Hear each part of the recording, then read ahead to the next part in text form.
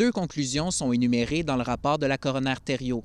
La première, à Transport Canada, de rendre obligatoire le port de la veste de flottaison individuelle lors de sorties en kayak, et la deuxième, à la Société de sauvetage du Québec, d'intensifier la sensibilisation sur le port du VFI à ceux qui utilisent un kayak.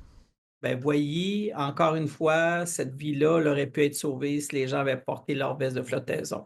Tout le monde devrait porter leur veste de flottaison, puisque les observations qu'on fait année après année, on sait que ça touche 20 décès liés à l'eau sur les 80 qu'on a en moyenne. Donc, c'est le quart, 25. M. Hawkins évoque un sondage où la majorité des Canadiens révèlent ne pas mettre de veste de sauvetage parce qu'ils n'ont pas l'intention d'aller dans l'eau. Or, il rappelle que lorsque quelqu'un est à bord d'un kayak, il y a de fortes chances qu'il se baigne. Et il rappelle que savoir nager n'est pas suffisant. Alors, le fait de savoir nager, ça aide, c'est clair, mais assure pas toute la totalité de la sécurité. Ce qui va faire la différence, c'est le port obligatoire de la veste de flottaison. Et il faudrait toujours être accompagné lors de sorties sur l'eau, selon la Société de sauvetage du Québec. Ne pas être seul lorsqu'on pratique un sport nautique ou un sport aquatique, puisque une fois sur deux, les gens étaient seuls.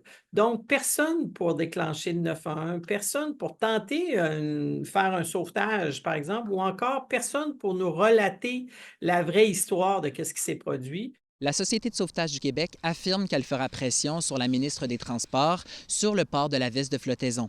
Félix Blaquière, RNC Nouvelles, Val-d'Or.